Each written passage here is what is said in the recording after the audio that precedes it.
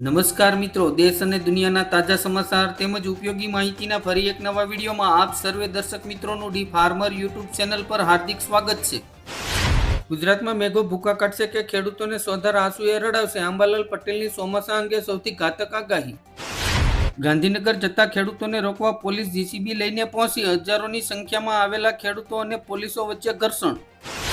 ખેડૂતોનું આંદોલન ગાંધીનગર પહોંચે એ પહેલા જ પડ્યા બે ફાટા. હવે 30 જૂને ફરી ચક્કાજામ કરવાનું અપાયું એલાન.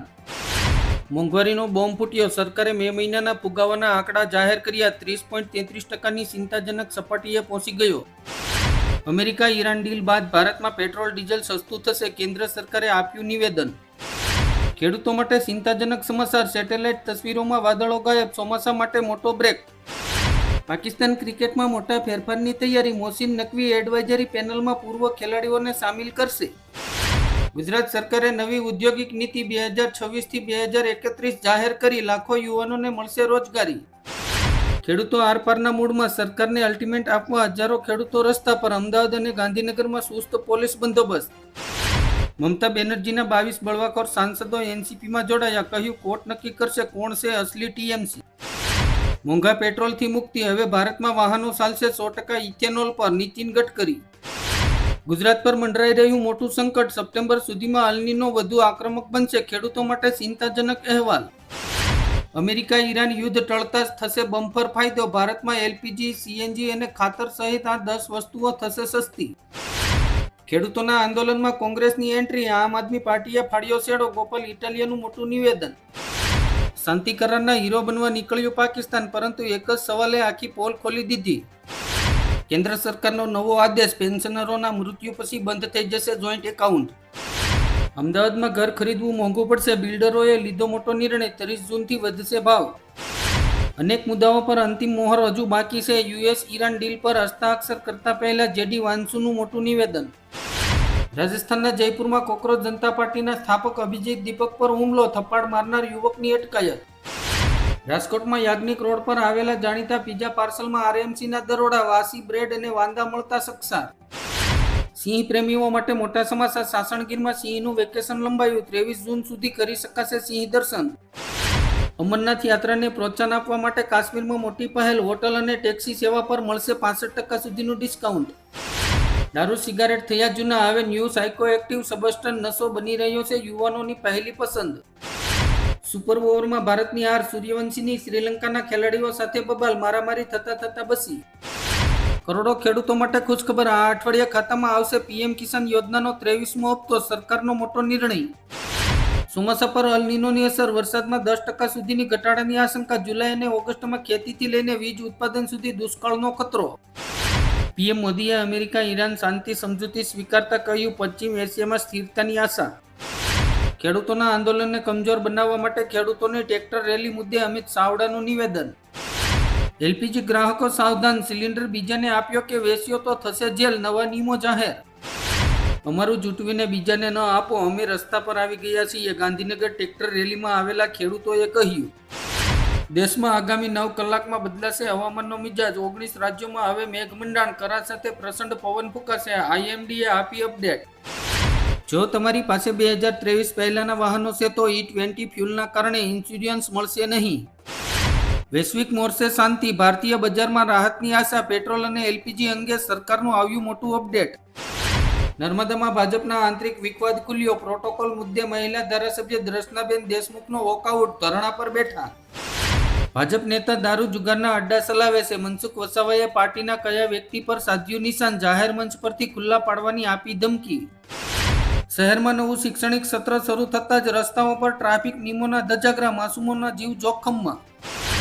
ઇથોપિયામાં ભયંકર માર્ગ અકસ્માત. મુસાફરોની ભરેલી બસ ઊંડી ખીણમાં ખાબકી. 31 લોકોના મોત. ઓનલાઈન સુરક્ષા પર મોટો નિર્ણય. બ્રિટનમાં 16 વર્ષથી નીચેના બાળકો માટે સોશિયલ મીડિયા પર લાગશે પ્રતિબંધ. ખેડૂતોના આંદોલન વચ્ચે ડેપ્યુટી સીએમ હર્ષ સંઘવીએ કહ્યું, મુખ્યમંત્રી દરેક લોકો માટે ઉદાર મનથી વિચારે છે.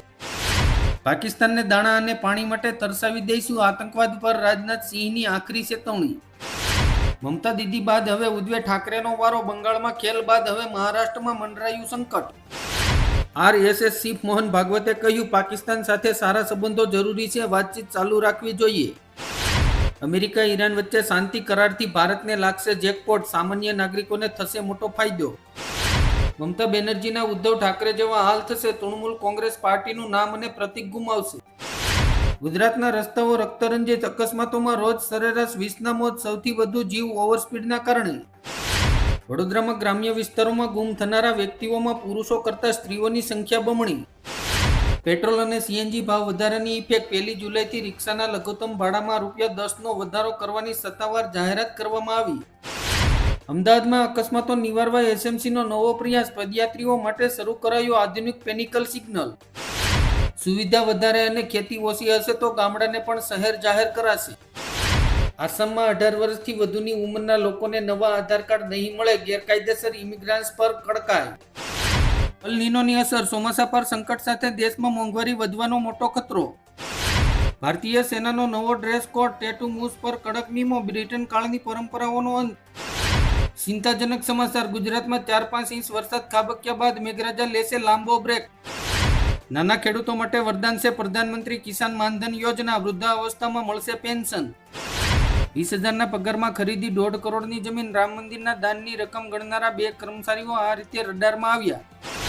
ભારતમાં પેટ્રોલ ડીઝલના ભાવમાં 3.1%નો ઘટાડો, સરકારે સમજાવ્યું સંપૂર્ણ ગણિત. દેશના 19 રાજ્યોમાં ભારે વરસાદ અને વાવાઝોડાની ચેતવણી, 90 કિલોમીટરની ઝડપે ફૂંકાશે પવન. ચાંદી ઓલ ટાઈમ હાઈથી 2,10,000 તો સોનું 53,000 જેટલું સસ્તું થયું. હવેથી વાહનો એકબીજા સાથે વાત કરી શકશે, માર્ગ સુરક્ષા વધારવા કેન્દ્ર સરકારનો મોટો નિર્ણય. ડ્રાઈવરોને accident, emergency braking, traffic jam જેવા અનેક જોખમો અંગેનું એલર્ટ આસાનીથી મળશે. પેટ્રોલ ભૂલી જાઓ, ભારતમાં 100% ઇથેનોલ વાળા ઈંધણને કાનૂની મંજૂરી, નીતિન ગડકરીની મોટી જાહેરાત. સુરતના બંગાળી સમાજની અનોખી પહેલ, પશ્ચિમ બંગાળના મુખ્યમંત્રીને આપશે વિશેષ ભેટ. તાલાલાના ધારાસભ્ય ભગા બારોડનો ભાજપમાંથી મોહભંગ, કરી નાખી રાજીનામાની વાત. પરમાણુ હથિયાર નહીં બનાવે ઈરાન, તેલ પ્રતિબંધમાં મળશે રાહત, તેરાનને $25 અબજ મોટી મદદ. અયોધ્યા રામ મંદિર દાનચોરી વિવાદ, સીએમ યોગી એક્શનમાં, તપાસ માટે હાઈ લેવલ એસઆઈટીની રચના, 15 દિવસમાં સોંપવો પડશે આખરી રિપોર્ટ. સાળંગપુર મંદિરના ટ્રેડમાર્ક વિવાદમાં કેટલાક ભક્તો સમર્થનમાં આવ્યા.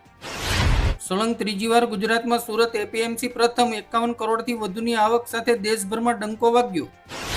રાજકોટના બાળ સંરક્ષણ ગૃહમાં મોટી બેદરકારી, એક સાથે 11 બાળકો ફરાર થયા. ગુજરાતમાં લોકરક્ષકની આજે લેખિત પરીક્ષા, 2,63,345 ઉમેદવારો 849 પરીક્ષા કેન્દ્રો પર પરીક્ષા આપવા પહોંચ્યા. ખેડૂતો આરપારના મૂડમાં, છેલ્લા 6 દિવસથી વિરોધ પ્રદર્શન, સોમવારે ગાંધીનગરમાં ગુજરાતભરના ખેડૂતોનું મહાસંમેલન. મહારાષ્ટ્રના પંઢરપુરમાં મોટી દુર્ઘટના, યાત્રાળુઓને લઈ જતી પિકઅપ વાન કૂવામાં ખાબકી, 14 લોકોના મોત.